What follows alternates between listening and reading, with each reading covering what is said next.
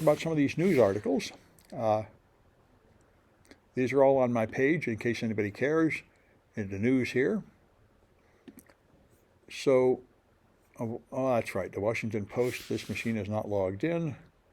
All right, and I've got a problem because I can't see it when this thing fails. Anyway, there's this Chinese satellite, and Chinese balloon that's causing a lot of consternation. It's all over the news, and the result is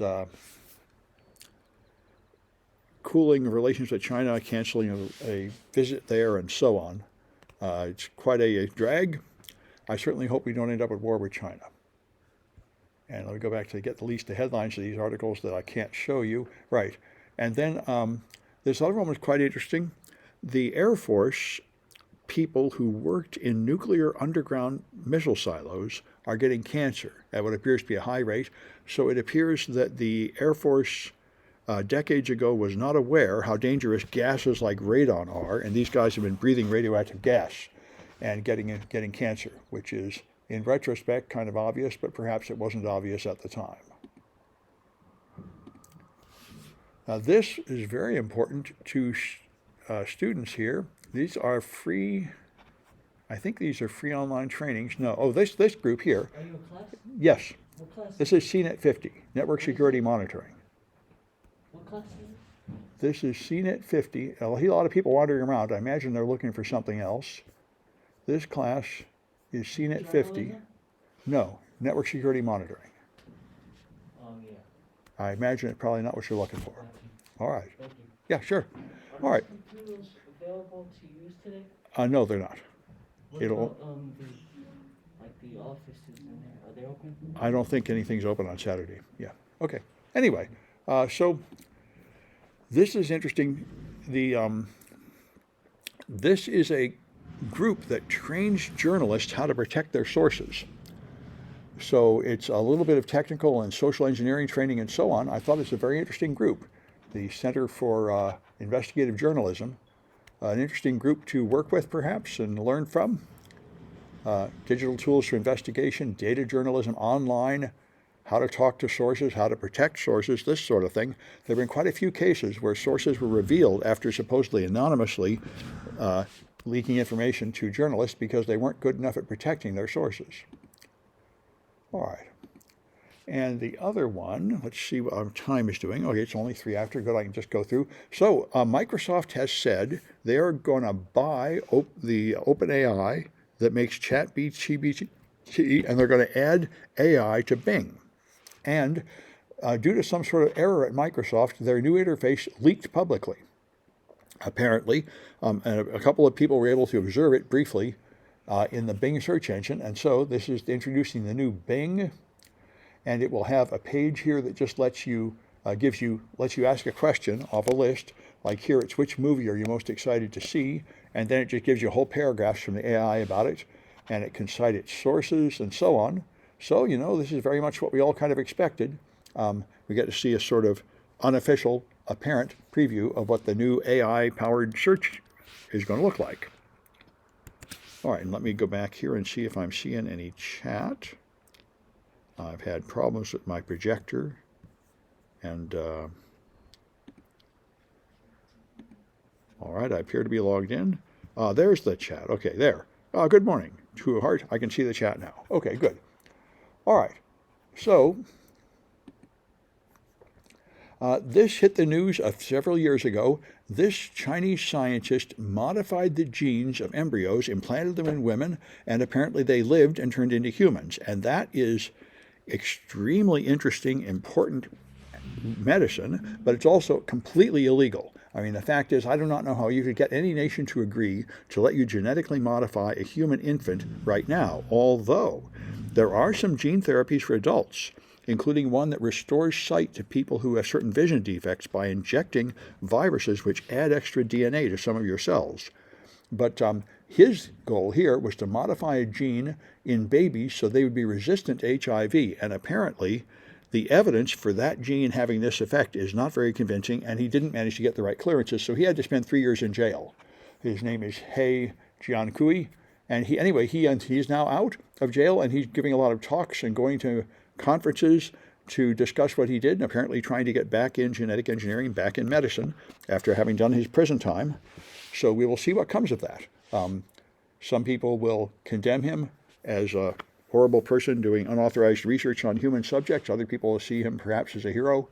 But anyway, this certainly is at some point this will be common, where you can fix genetic diseases in embryos.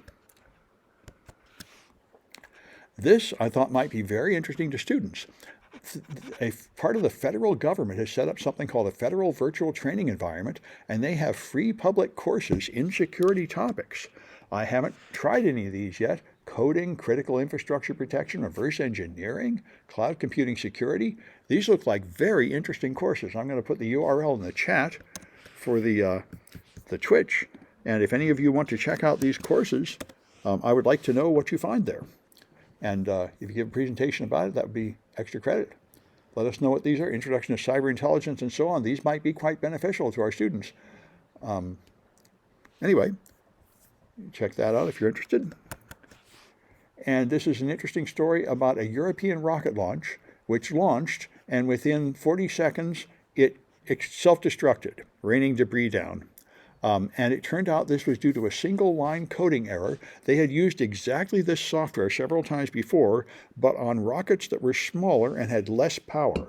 And what it did was it had a velocity reading to determine if it was going sideways too fast, in which case it would have to turn adjustment rockets. And this was only supposed to take place during the earliest stages of launch.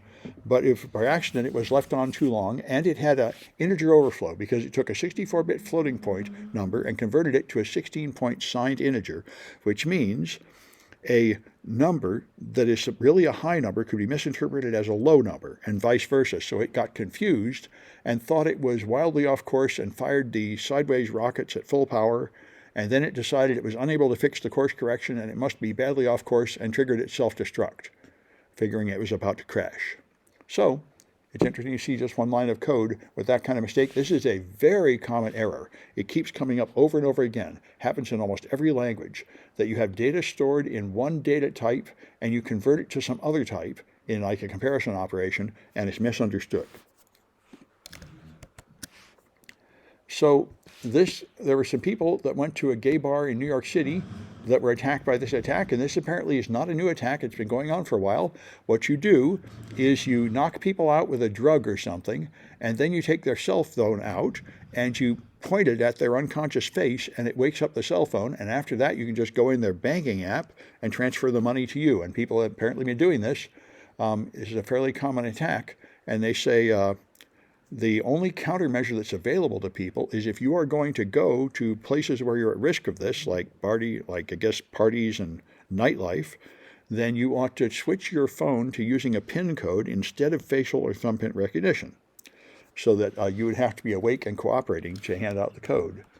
I've also heard privacy advocates say the same thing, that the police can force you to look into the phone or put your fingerprint on the phone, and that's legal because you have a protection against self-incrimination, but it only applies to speech, and your face is not speech and your thumbprint is not speech. So they say if you get stopped by police and searched, you would be better off if you just had a PIN on your phone, because they cannot force you to tell them the PIN because that's speech, or to enter it because that amounts to speech. So your legal rights are better if it's just something you know than something you are.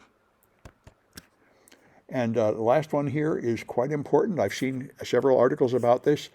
Google has a lot of malicious links in the ads. If you go searching for software on Google and downloading it from links you find, you are very likely to get malware.